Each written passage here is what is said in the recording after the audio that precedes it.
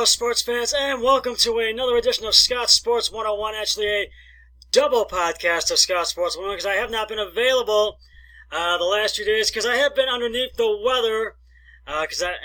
So I am feeling better, and I did get a chance to do Scott Sports 101 NFL Football Sunday, and I'm going to catch up on that, and we're going to talk college football bowl day, and we'll talk the Buckeyes and the Clemson Tigers in the Fiesta Bowl. And we have all sorts of Browns news to cover for you.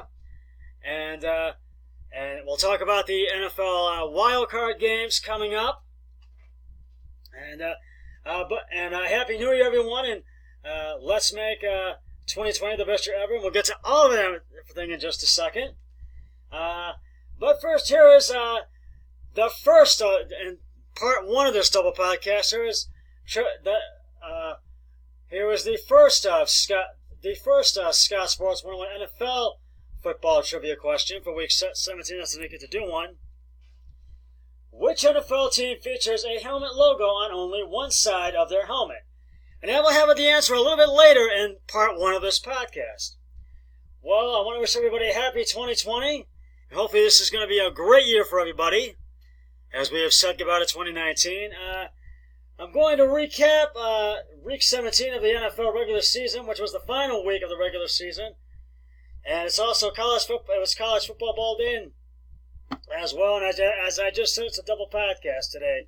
Well, the Browns lost in the season finale against the Cincinnati Bengals 33-23 at Paul Brown Stadium in Cincinnati, which was an embarrassing loss.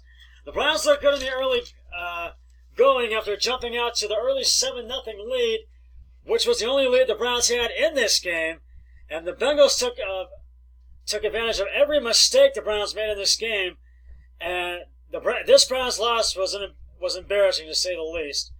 And the Bengals got to 2-14, and the Browns fall to 6-10. And they could not make a better record than last season. And 6-10 is very disappointing because we all wanted 7-9, but we wanted a better record.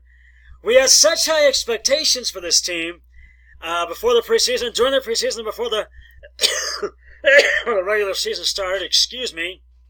And but the Browns just could not play up to that expectations. And Baker Mayfield just did not have a good season after his rookie year last year.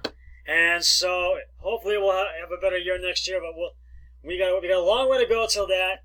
But as you all know, after Sunday's game, it was bye Freddie, bye Freddie, and Browns head coach Freddie Kitchens one and done after just one season with the Browns.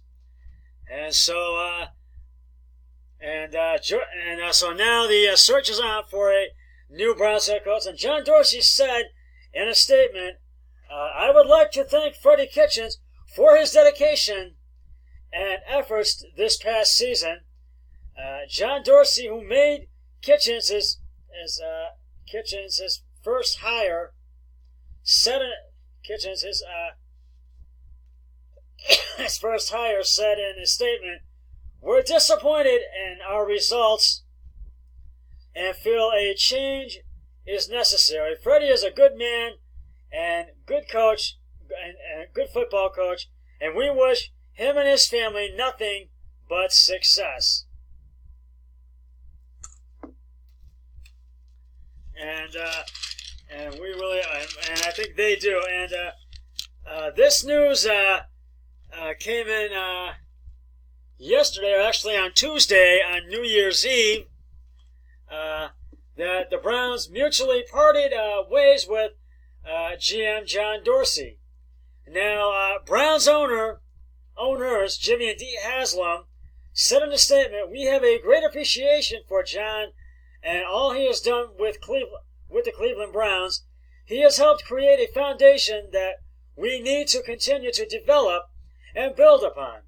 While John helped greatly improve our team's talent, and we are excited about the core players on our roster. We fully recognize that our team did not meet the potential on or off the field, and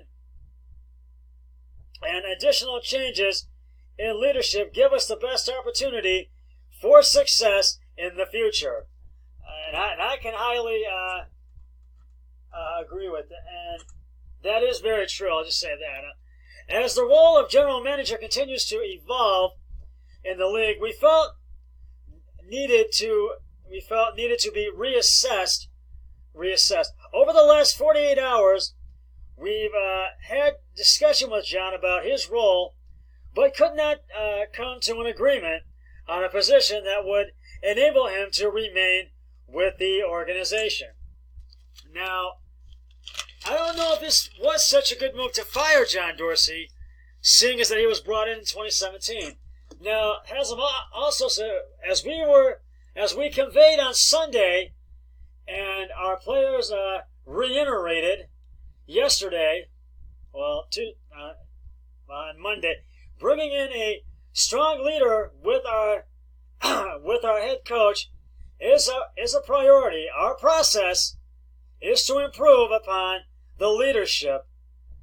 Will allow the flexibility to ensure we create the best partnership between our future head coach and general manager. We know the road of our tenure as stewards over this franchise has been a test of patience, as well as we all want the success, that our fans so deserve, and we are relentlessly committed to and working towards. We fully appreciate and understand and emphasize with our fans as we work towards our ultimate goal of building a championship-level football team. In a statement from John Dorsey, when I took this job, the history of this storied franchise and the passion of our fans was an integral part of my decision. It is the same understanding and desire to see these fans enjoy the success they are so deserving of that, and helped me conclude, along with Jimmy and Dee, that it was best to part ways as they embark on the search for a new head coach. Head coach. I know how critical the relationship is between a general manager and head coach, and I also know how critical it is that the Browns have a strong leader in their next head coach.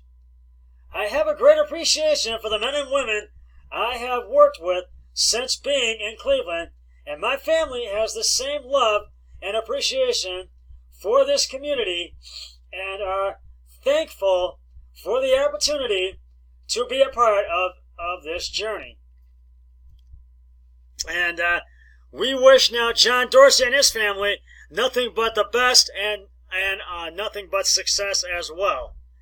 Now, I don't know if this was a good move to fire John Dorsey after him being brought in 2017, and because he's the one that put this team together, and the team did not live up to these expectations. Now, excuse me. Now, I gotta tell you, I just feel the next coach that the Browns have to have needs to have coaching experience, a lot of it, and they need a GM that's going to be able to really communicate with the coach as well. Now, I just feel, and the Browns really for next year, now that we're in 2020, this next season, the Browns need to be a lot better team, and they need to make the playoffs, and they better make the playoffs for next year, to say the least. Now, today the Browns interviewed Mike McCarthy for the new head coaching position. McCarthy is the former Green Bay Packers head coach. He won a Super Bowl with them and made regular trips to the postseason, and he was there from 2006 to 2018, to late 2018, excuse me. And McCarthy knows the Browns, and he is very much a winning coach, and that's what I think the Browns need. He could be one of those possibilities to connect with a GM, and we don't know who that GM is going to be just yet, because none of these decisions will be made until the after the postseason is over. And and later this week, and I think it's tomorrow, which is going to be later this week, the Browns will interview New England Patriots offensive coordinator Josh McDaniels for the head coaching position. And I just feel McDaniels is reportedly eager to work with Browns quarterback Baker Mayfield, and if hired as the Cleveland Browns' new head coach. Now, I feel he could do it too, and he does want to win as well. So, but I don't know if McDaniels would want to come into Cleveland, and well, we have to wait and see. And the New York Giants are also interested, and the Carolina Panthers are talking and interested as well. And none of these decisions will be made until after the NFL playoffs are over and after the Super Bowl has concluded, till the postseason's done. Now, the Browns also have a strong interest in former Ohio State Buckeyes head coach Urban Meyer. Meyer, 55, has never coached in the NFL, and he has been retired since the 2018 season due to health issues. In his 17 years of coaching at Bowling Green, Utah, Florida, and Ohio State, he finished with a record of 187 and 32 record, and 3 national championships. Meyer is eager to return to coaching, but I feel he is more a college football head coach than an NFL head coach, and I don't think the Browns are really going to want him as their next head coach. I just don't think that they are, and I just don't think. You got to know this. This is really going to be a long, lengthy process, and I really feel that their next head coach really needs to really have coaching experience and really give the Browns some discipline to really just play better and just really have a winning team to be able to have a winning season. Now, this loss for the Browns, though, was embarrassing, and there's not much to tell, but I have to give the game balls to Bengals quarterback Andy Dalton, 16 of 28, carries and attempts, 190 yards, 1 touchdown, 1 interception, and Joe Mixon, 26 carries, 162 yards, 2 touchdowns, and no interceptions. We're almost out of time for this first podcast, but I do want to. This weekend is AFC NFC wildcard game weekend, both Saturday and on Sunday. And on Saturday in the AFC wildcard games, those will be on Saturday, the Buffalo Bills will take on the Houston Texans at NRG Stadium in Houston, Texas. Kickoff is at 4:35 p.m. on ESPN, and I think that I usually go with Houston, but I haven't seen the point spreads yet. But I will do my picks for this wild card games this weekend. But I do think, because both teams have winning records, that I am going to go with the Houston Texans, only because they're playing in Houston to get the win in this one. I think Buffalo is not going to get the win. I just don't see them getting it. And I don't think they're going to beat Houston at home, but you never know. And in the other one, actually, we'll get to those in just a moment. We're going to have to take a break. I'll be back with part 2 of this podcast right after I upload part 1. So I'll be back right after this timeout. So stay with us.